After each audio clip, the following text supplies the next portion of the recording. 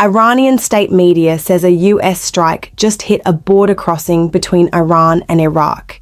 Even Iran's own government can't agree on how many people died, and this isn't the first time this exact location has been hit this year, in a war that keeps finding new pressure points along the same handful of borders and waterways. Here's what's being reported so far.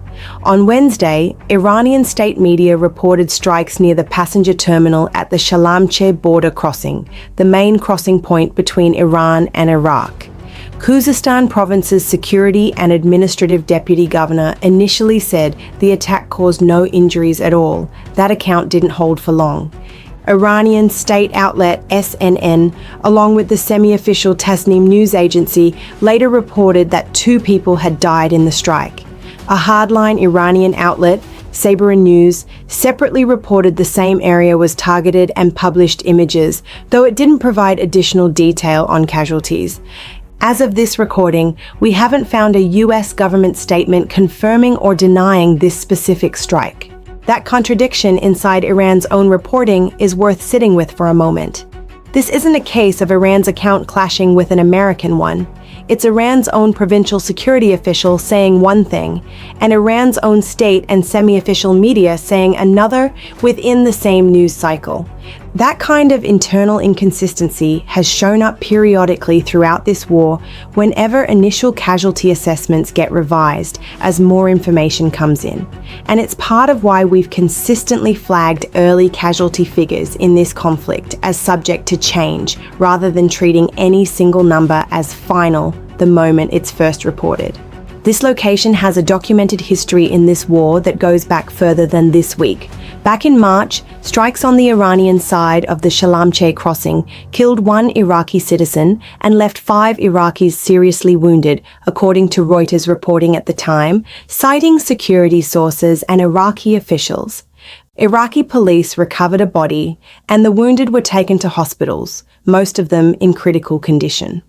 Reuters described the strikes at the time as hitting a passenger reception area specifically, the same general type of facility, a terminal used by ordinary travelers that Iranian sources say was hit again this week. Iraq responded by closing the crossing entirely to trade and passenger movement. It took roughly 2 weeks for passenger movement to return to normal. A few hours after that March strike, Iraqi border authorities also briefly halted movement at a separate crossing with Kuwait, the Safwan crossing, after reporting explosions on the Kuwaiti side and drones seen hovering overhead beforehand. That secondary closure at a crossing with a different neighboring country entirely is a reminder that disruptions tied to this war haven't stayed confined to the Iran-Iraq border alone, and that Iraq's border security apparatus has had to respond to incidents on multiple fronts simultaneously at various points since the war began, stretching resources meant to manage ordinary trade and travel rather than active conflict zones. The Shalamcheh crossing isn't just a checkpoint. It serves as one of the main routes for food imports into Iraq, particularly vegetables and other perishable goods coming from Iran, according to traders and border officials cited by Reuters. Any prolonged closure tends to affect local food supplies in southern Iraq fairly quickly, since alternative routes add time and cost that get passed along the supply chain.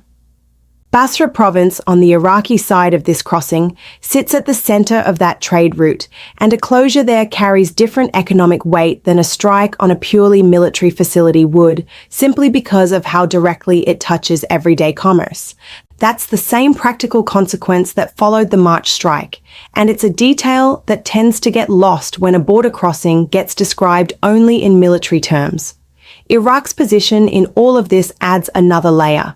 Iraq hosts American military bases and personnel, while also sharing a long land border with Iran and maintaining significant trade and religious pilgrimage traffic across crossings like Shalamcheh. That puts Iraq in the position of repeatedly absorbing the physical and economic consequences of strikes aimed at Iran without being a combatant in the underlying war itself, a dynamic that's shown up before in this conflict whenever strikes have landed near the Iran-Iraq border. This week's reported strike didn't happen in isolation either. It came during a period when Iran's Joint Military Command has been warning that regional oil, gas, electricity, and broader economic infrastructure will be targeted if the United States follows through on President Trump's threats against Iranian infrastructure. Trump himself said this week that the US would destroy an Iranian bridge or power plant every time Tehran attacks a vessel in the Strait of Hormuz, tying that specific threat directly to shipping incidents rather than to border crossings like Shalamcheh.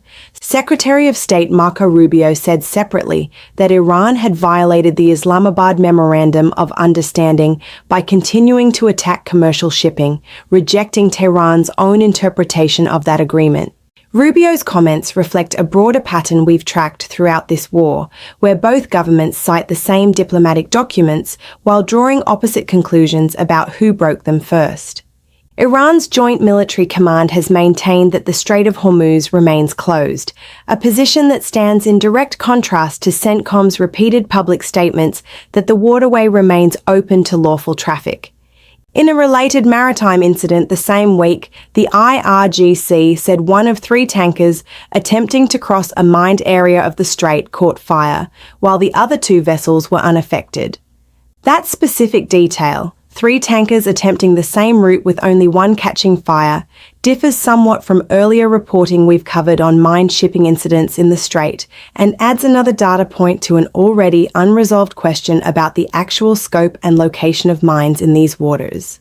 Separately, 3 explosions were reported near the town of Sirik in Iran, without additional detail available on the target or cause. So what should we actually make of a report like this one? Start with what's solid. Iranian state and semi-official media, across multiple outlets, agree that something was struck near the Shalamcheh passenger terminal on Wednesday. That much is consistent across every source reporting on it. What's not solid is the human cost, with one Iranian official's account directly contradicted by Iranian state media within the same day. Neither figure, 0 casualties or 2 deaths, has been independently verified by outside reporting as of this recording, and no US statement has confirmed the strike took place at all. This specific kind of internal contradiction, a provincial official's initial account being revised or contradicted by national or semi-official media hours later, isn't unique to this incident. Similar patterns have shown up at multiple points throughout this war, whenever an initial cautious casualty figure from a local official gets superseded by a high account from state or semi-official outlets as more information reaches them. That doesn't necessarily mean either figure is wrong on its own.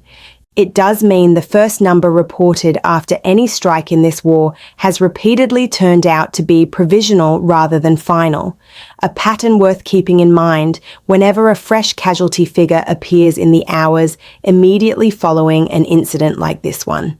There's a pattern worth naming here that goes beyond this single incident. Border crossings and passenger terminals aren't traditional military targets in the way an air defense system or a naval facility is. When a location like this gets hit twice within the same war, months apart, it raises a specific question that a single strike doesn't. Whether there's a recurring reason this particular crossing keeps coming up, whether that's a nearby military-linked facility, a transit route being disrupted deliberately, or something else entirely, neither CENTCOM nor Iranian officials have offered a public explanation connecting the March strike and this week's reported one, so that specific question remains open rather than answered. It's worth being clear about what would and wouldn't resolve that question. A public CENTCOM statement naming a specific military target near the crossing, if one exists, would clarify whether these are coincidental strikes on a militarily relevant area that happens to include a passenger terminal, or something closer to a repeated pattern targeting the crossing itself. Without that kind of statement, viewers are left comparing 2 data points, 5 months apart, that share a location but little else in terms of confirmed detail. It's also worth placing this within the broader shape of the war this particular week. Trump's bridge and power plant threat, Iran's own infrastructure counter-threat, a tanker fire in a mined stretch of the strait, and now a disputed strike on a civilian border crossing are all part of the same several days. Each of those threads involves infrastructure that civilians rely on directly. Food imports, electricity, safe shipping lanes, rather than military hardware in the traditional sense. That's a noticeable shift in where this war's pressure points are landing, even if no single one of these incidents on its own proves a deliberate strategy shift. This war has now run for close to 5 months, and the target types described in official statements from both sides have broadened considerably since the opening weeks, when strikes were described almost exclusively in terms of military bases, naval assets, and air defense systems. A border crossings passenger terminal, a food import route, and now a second strike on the same land crossing within the same war all point toward a conflict whose effects are increasingly measured in disrupted daily life rather than purely in military terms. Here's where things stand as of this recording. A reported U.S. strike hit near the Shalamcheh border crossings passenger terminal on Wednesday, with Iran's own sources disagreeing on whether anyone died. This is the second time this specific crossing has been struck this year, following a March attack that killed 1 Iraqi citizen and wounded 5 others, and shut the crossing for roughly 2 weeks. The broader week included threats against civilian infrastructure from both governments, a tanker fire in the Strait of Hormuz, and unexplained explosions near Sirik. No American government statement has addressed the Shalamcheh strike directly as of this recording.